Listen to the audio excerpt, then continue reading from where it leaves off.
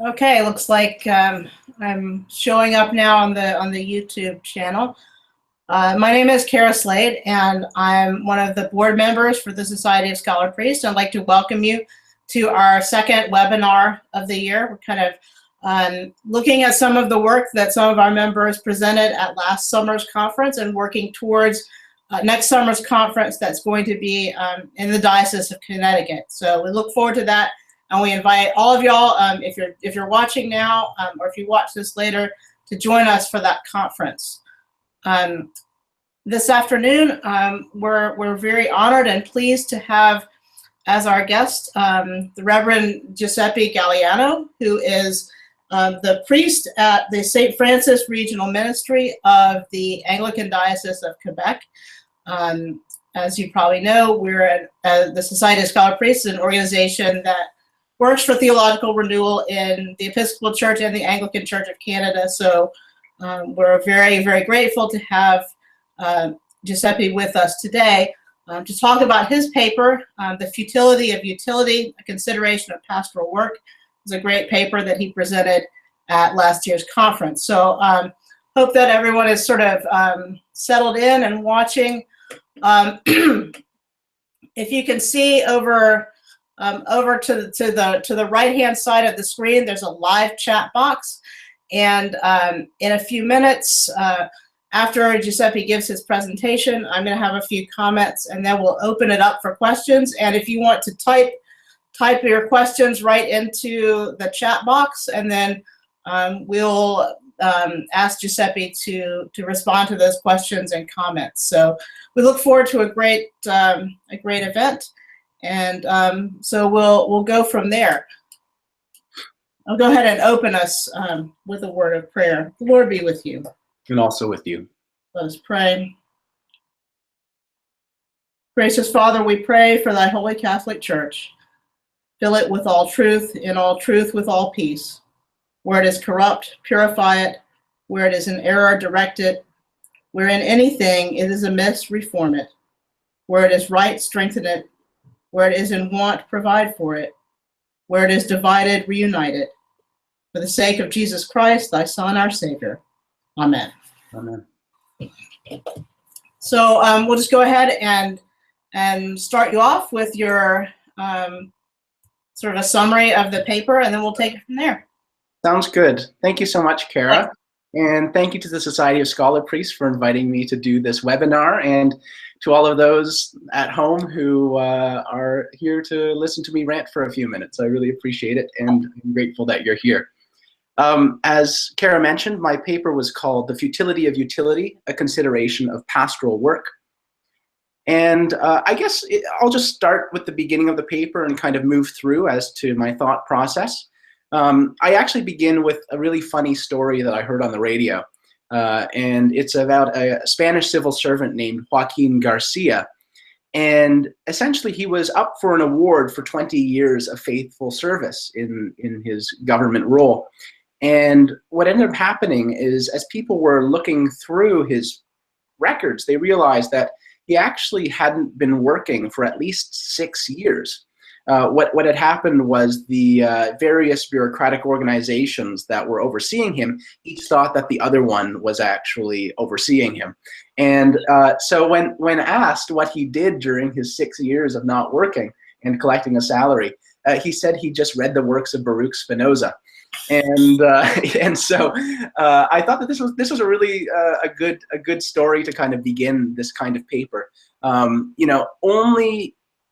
Correct me if I'm wrong, but only in the modern world could someone, by some nature of a bureaucratic error, actually receive their wages for 6 years and have no one really say anything until they were awarded a medal. So I think that this is a good way to begin this topic.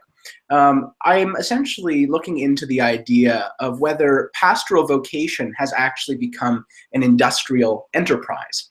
And I think that this is a very important question to ask. And so as I ask this question, I bring in three different thinkers, Jacques Ellul, Joseph Pieper, and William Stringfellow. And these three thinkers are all laity, So I appreciate their insights as laity on the nature of work. And they are also all writing within about a couple decades of World War II, which would be a kind of golden age of capitalism. During this very optimistic time, these three thinkers were incredibly critical of what they saw around them. So I find them as just as thinkers, they're incredibly insightful. But for the particular topic of analyzing the nature of work, they're quite potent. And so another reason why I think they're quite interesting to combine together is because they all have different denominational affiliations. Ellul was a Protestant, Pieper was a Catholic, Stringfellow was an Episcopalian, and they have different cultural backgrounds. Ellul was French, Pieper was German, and Stringfellow was American. So all sorts of different backgrounds, but somehow they kind of have this congealing criticism of modern work. Not that they say the same thing, but there's a kind of overlap there.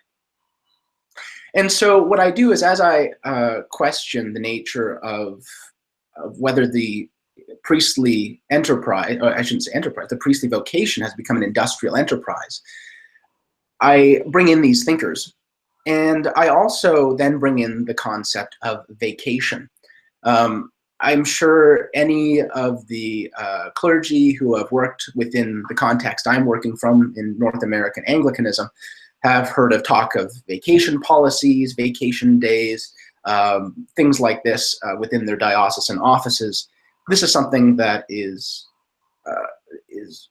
just, we just take it for granted.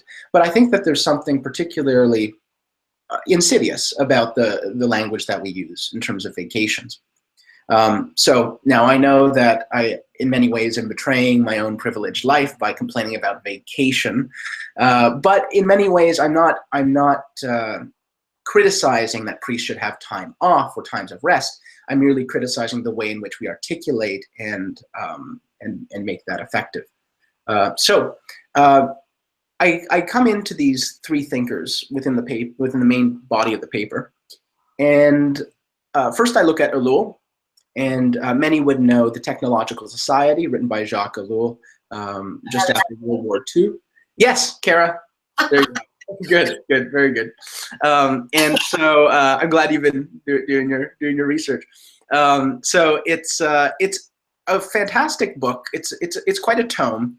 And he speaks about the nature of this thing he calls technique. Now, when I was reading it, I got the sense that technique wasn't merely an intellectual concept, but almost on the level of something demonic. That this idea of technique has consumed everything in the modern world. It's not a modern concept, but the modern world has been constructed around this idea of technique, and it's a rather insidious force that does all sorts of things, including alienating people from life itself. I mean, Ellul gets that dramatic. So when Ellul speaks about the nature of work and technique, he begins by, or the first thing I mention is that he speaks about work as a bourgeois métier. He speaks of it as what makes life meaningful. Or to use one of the quotes that I used in the paper here, he says, bourgeois morality was and is primarily a morality of work and of métier. Work purifies, ennobles. It is a virtue and a remedy. And I thought this idea of work purifying and ennobling is really indicative of how work has been imbued with such a power in our modern world. And Ellul also speaks about how work is dissociative. We essentially create this neutral space in which we just do our work, and then we have this other space in which we have our leisure. But Ellul quips that even sometimes the leisure time has been used as a means of making the work more efficient, so that even leisure has been consumed by technique. And so Ellul brings us into this sense of work being this dissociative enterprise. And so when I come to talk about vacation, I wonder what is dissociative about our use of vacation, that the priests say is doing their work in the parish, and then they vacate to do whatever their leisure is that is fulfilling to their base selves, if you will, if you want to be stark about it. And my question also is, how has vacation simply become a technique to make pastoral work more effective? So I think that that's something that we really have to ask, and something that is kind of a scary thought if we look at the very nature of priestly vocation. So the second thinker I look at is Joseph Pieper, and I love this term that he uses. He speaks of the workaday world, and I thought this is a really great use of kind of colloquial language to describe something really deep and profound. The workaday world is one in which success and difficulty are actually equated with each other. And I actually began the paper with a quote by Thomas Aquinas that Pieper, is a Thomist philosopher, uses, and it's, "The essence of virtue consists in the good rather than in the difficult." I really liked. I thought that really gets to the root of the matter. So Pieper speaks of the workaday world, and he speaks of leisure as an important concept. It's not simply what we do for fun, but it's actually something that can be quite holy when it's rooted in celebration, in the sacraments. And it's something that is not a bad thing, but as the title of his work says, leisure is the basis of culture. So when I use Pieper to discuss work, I bring it back to this idea of vacation. And I ask again, in vacation, what are we actually celebrating? Are we celebrating something holy, something divine? Or is a vacation actually the celebration of non-work itself? And if that's the case, the celebration of something other than God is actually idolatry. So what are we celebrating with our vacations? Certainly leisure in a Pieper sense is very important, but what is it that we're actually celebrating? Now, I trust that many clergy would spend their time doing holy things in their vacations. I'm not doubting that. But when it comes to the level of the diocesan bureaucracy, what language can we use to actually describe that time rather than vacation? And then I also come to William Stringfellow. And he has a sense of, kind of like Pieper, where modern work is equated with moral vindication. And actually that's a lot like Alula as well. They all see this sense that our worthiness as human beings is rooted in our work rather than in something deeper. And Stringfellow wrote this particular book called Instead of Death for teenagers. And it speaks about the pervasiveness of death in our society and how death is something that is, it's conquered in Christ, of course, but all of our sin, all of our powers and principalities are actually anticipations of death. They're subject to death. And for Stringfellow, the drudgery of work is an anticipation of death. Even going back to the grind, right? Even that type of language betrays that fact that it's an anticipation of death. I'm merely going to work just to get through the day, to come home, to go to work the next day until I die. Essentially, of work as an anticipation of death, and it's also related to Adam's fall. When humanity fell, the Lord said to Adam and Eve, now your toil will be in your own hands. So that this is the power of death comes in here. But Stringfellow says that work can be redeemed as a holy witness. It's something that can celebrate God's work in the world. Our own work can be something that we use as, not something that we use, but something that can be holy when it reflects God's action in the world. So when I come back to vacation, I ask, how can Stringfellow help us to differentiate between work on the one hand and vocation on the other hand? In other words, one that is an anticipation of death and one that is something that is divine and life-giving. What are these two things, and how can they be distinguished in this way? And I also speak about how if sanctified work is a reflection of God's creative powers and his work in the world, then really the idea of vacation is something, again, dissociative. God does not vacate creation, so why should we vacate our holy work? Again, there's the sense that vocation and vacation are at odds with each other, I believe. And so, God doesn't vacate creation, so why should we vacate our work? And at some point in the paper, I forget where it is, but I make a kind of etymological argument. I'm sure a real etymologist could, have a field day with me on that. But essentially, I speak about the idea of the root of the vacare, the Latin root for vacation, is this sense of again, a dissociative sense of leaving, of withdrawing, vacating, and it doesn't help if we're trying to be true to our vocation. So I end the paper with some considerations, and it's the idea that vacation misinterprets vocation. What are we doing as clergy in our vocation that we have to vacate it for certain periods of time within the year? And I do come back to the idea of Christian language, that we have 2,000 years of language to draw upon.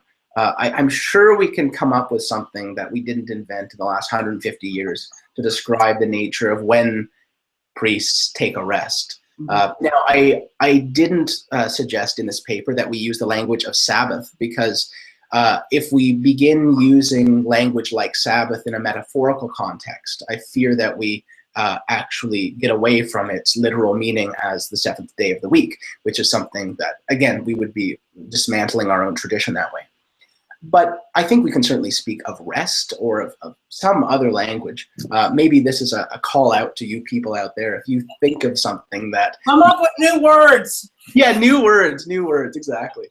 And so so again, I don't end the paper by suggesting what we should call these things, but just to, again, these are considerations I think that are really important. And I also speak about how the nature of scholar priesthood and the Society of Scholar Priests is something that can help us get out of this workaday world mentality. I'm sure that many intellectually gifted clergy have had a hard time convincing their congregation why they're reading all these books. They might say, oh, it's to make a good sermon on Sunday. You want me to read these books so that you can have something to hear. But in many ways, this vocation of the scholar priest, which is not a new vocation, is something that we can reassert in order to help us overcome this workaday world mentality. It's important to be able to reflect on the nature of scholarship and how it doesn't necessarily have a utilitarian purpose. It can be for its own sake. And I think that this is just one simple way in which we can reassert the nature of our own vocations in the face of demonic technique. And so I think I'll just end with the last paragraph of my paper, because it kind of brings some things together. Facing the monolith of industrial utility, there is a temptation to relinquish all work and secretly bury one's head in the works of Spinoza. Priests, however, are called to be models for all people of how a Christian ought to live. They are not superior to those caught in the web of industrial work, but are meant to be allies in a higher mission. Like living sacred icons, the priestly way of life and way of work should embody the hope that a better world is yet to come. This is achieved not only through conduct that is holy, but language that is reflective of such a kingdom. So that's the paper. Thank you so much.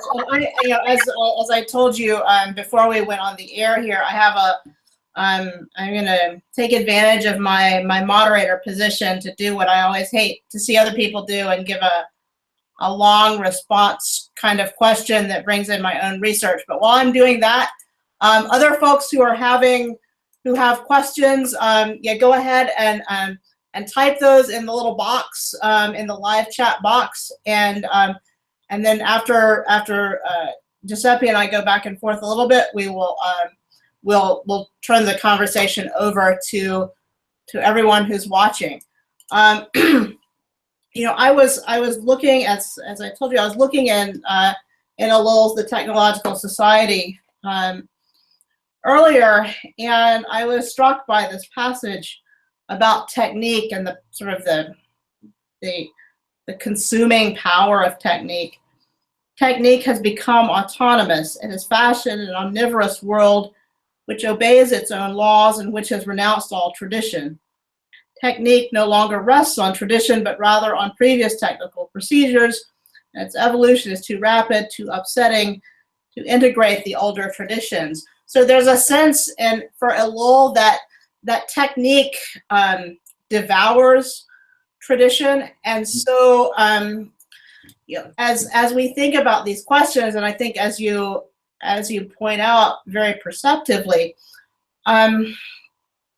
when church people start talking about and thinking about the interaction between ways of being church and techniques from the business world, from the corporate world, from the world of management, you know, I think there's some people have a sense that we can just sort of integrate the best practices with the church without there being a danger presented to the church in so doing, a danger to Christian language. And language, I think, as you point out, is really important.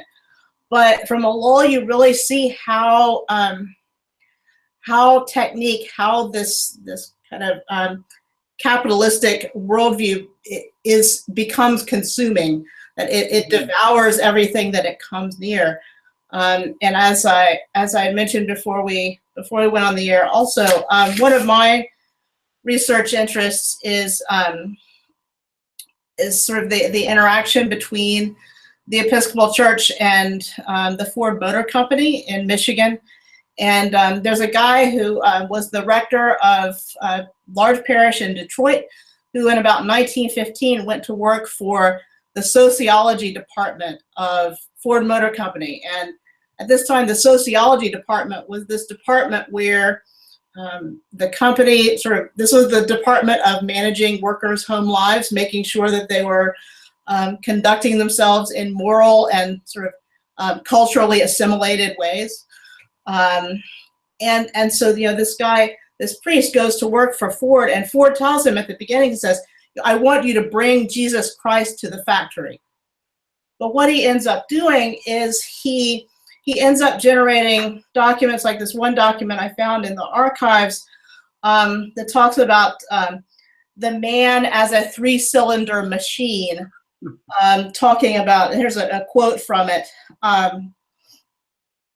you know, scientific self-management is the most important study a man can take up.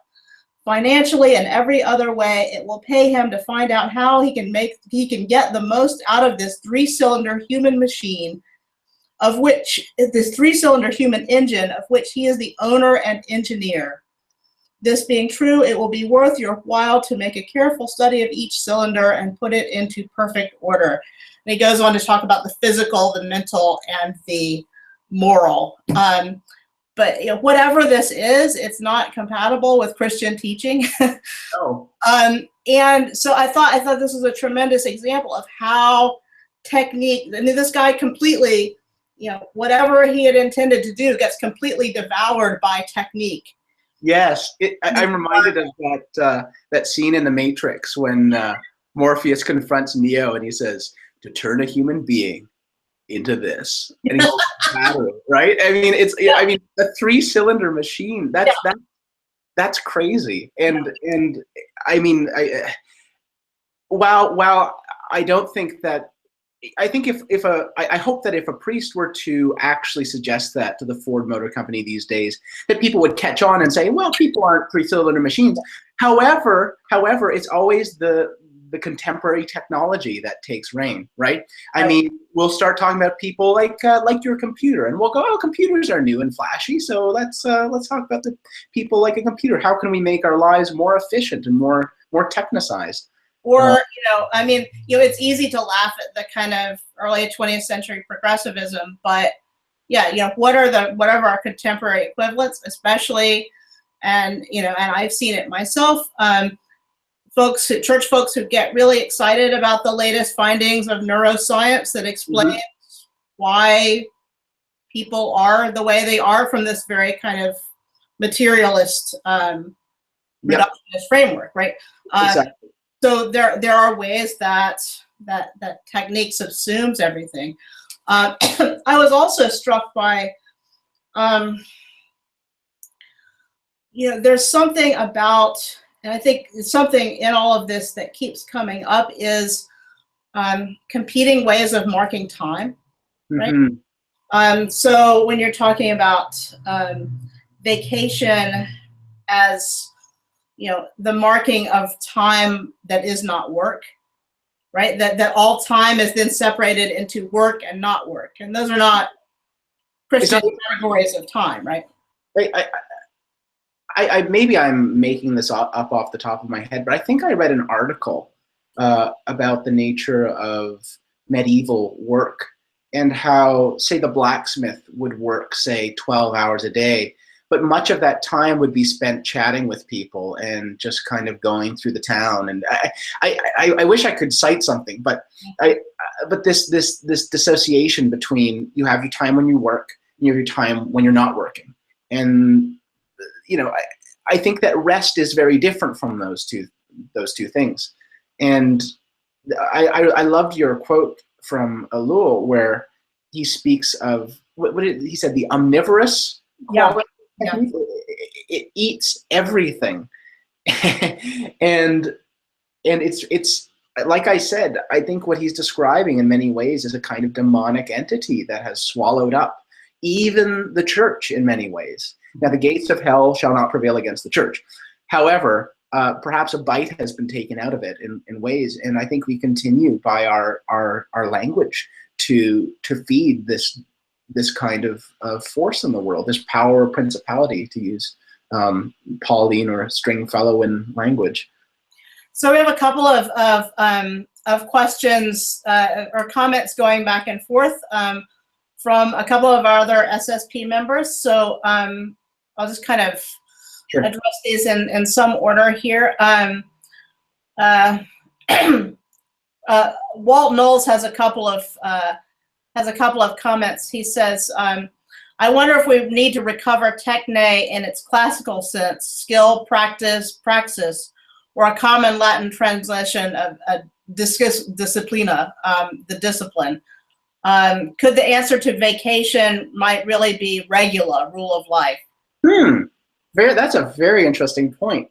And I think that wasn't Jesus referred to as a tekton in the Greek? I think that was often translated carpenter, a tekton. Yeah. I like that idea of kind of bringing in the idea of a rule rather than technique, because a rule doesn't necessarily imply efficiency. Rule implies virtue in many ways. I like that idea. And Walt also points out, and I think this is interesting, he says, to Giuseppe, a typical worker had over 100 days off in the High Gothic period. God bless that High Gothic period. Right. I try to dress like that every day. It's wonderful. So it's just a very different way of thinking time. Robin has a couple of comments. She says, I'm struck by, like vacation time, we've also turned sleep into a function and reduced the importance of both. Can you repeat that, the beginning of that sentence? So I'm struck that by, like with vacation time, we've also turned sleep into a function and reduced the cultural importance of both. Absolutely. You see all of these clickbait articles online about how to get the best out of your sleep, and it's sometimes it's just, you just gotta go to track it on your devices, right? Yeah, that's crazy. It technicizes sleep itself. I mean, really, it's almost like sleep is that thing that God gave to us, where we don't have to worry about anything when we're asleep, but we're still worrying about sleep itself. It's kind of like Jesus on the boat, right? He's sleeping and the storm is happening, and the disciples are calling out to him saying, you have to be efficient. You have to stop this thing, right? That's a fantastic point. Let's see. We have another question about, is there a parallel between the ways that technique sort of subsumes everything and assigns people to roles or reduces people to roles, and the ways that certain theologies of gender reduce people to their roles within male-female relationships? And we have lots of comments going back and forth about this on the chat right now.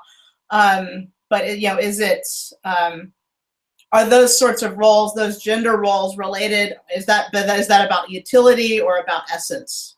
That's a great question, and I wouldn't know the history of the nature of our contemporary gender roles, but in many ways, when we speak of gender roles, we speak of them in terms of technique and of work, that thing that purifies, right? To use the term from Ellul, that we are morally vindicated through how we work.